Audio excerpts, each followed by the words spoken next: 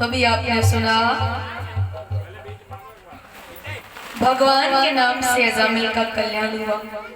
वास्तविक यदि हम प्रभु का भजन करेंगे तो हमारा भी कल्याण होगा, पर हम भजन करना नहीं चाहते। हम तो इस माया में ऐसे उलझ गए, दिन भर सारे कार्य करते हैं लेकिन भजन नहीं करते। और आप देख भी अगर कहीं 2-4 मिनट को आंखें बंद कर भी ली ध्यान करने के लिए, तो उन्हीं 2-4 मिनट में पूरी गृहस्थी याद आ जाती है, आती है। मन टिकता तो नहीं है, बिल्कुल 1 सेकंड को नहीं टिकता। जहाँ 2 मिनट को नेत्र बंद किए भजन करने के लिए कि मन में भागना शुरू कर, ये मत दौड़ो। और इस माया में ऐसे उलझ गए भगवान को भूल गए।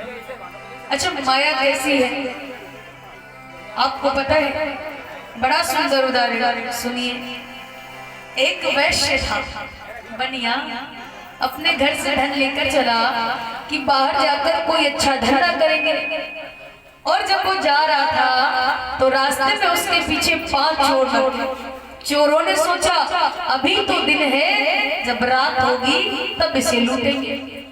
हुआ क्या, जब रात हुई तो वो एक घने जंगल से गुजरा। चोरों ने सोचा ये बढ़िया मौका है। आज 5 चोरों ने पकड़कर उसका सारा धन छीन लिया।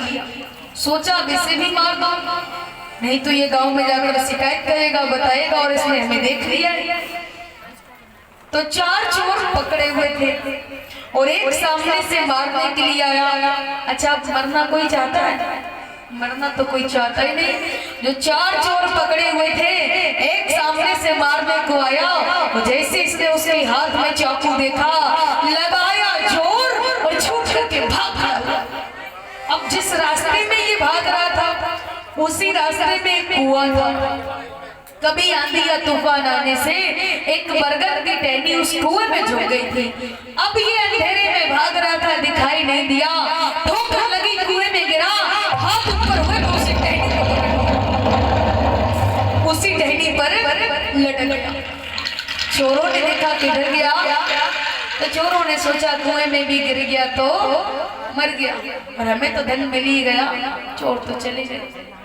अब प्रातः काल हुआ, सुबेरा हुआ, तो ये जिस टहनी पर लगता था ना, उसी पर चढ़कर बैठ गया। अब इसने सोच रहा है कि घर से निकला जाए, कोई रास्ता नहीं है। अब इसने देखा जिस टहनी पर ये बैठा था, उसी टहनी को 2 चूहे काट रहे हैं, एक काले रंग का, एक भूरे रंग का। इसने और कुएं में जब नीचे देखा, तो कुएं में नीचे बड़ा विशाल काला नाग बैठा है। इसने कर लो, तब नहीं मरे तो अब मरे। अब चूहे टहनी को काट देंगे, नीचे गिरेंगे तो सर्प में खा जाएगा। अब इसने और ऊपर देखा, जब उस वृक्ष पर, जिस पेड़ पर ये बैठा था, जिसकी टहनी थी, उसी पेड़ पर एक मधुमक्खी का छत्ता लगा हुआ था। इसने जैसे ही ऊपर को देखा, एक बूंद शहद उठ पर टपका, शहद और पर टपका, एकदम से चाट लिया। कितना मीठा है।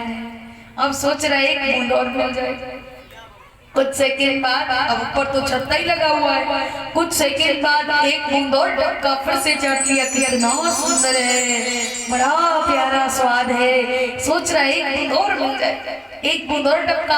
अब इसने मुंह ऊपर को खोल दिया, भूल गया कि चूहे टहनी को काट रहे हैं, नीचे सर पे सब भूल गया।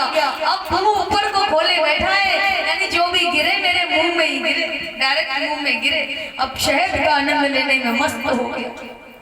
तो यही हाल है आपका। कैसे? ये 5 चोर क्या है?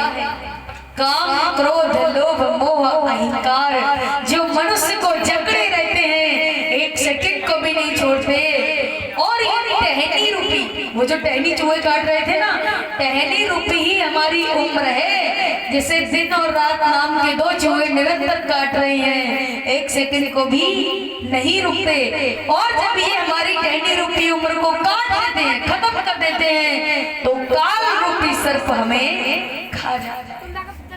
अब ये शहद क्या है?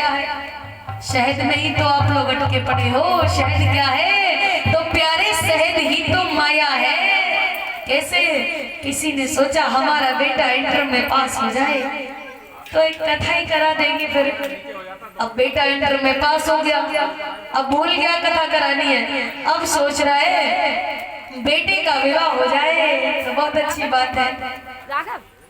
तो कुछ समय बाद बेटे का विवाह हुआ। अब जब बेटे का विवाह हुआ, बहू घर पर आई तो सर्टिफिकेट बना दिया पिताजी की चारपाई घर से बाहर।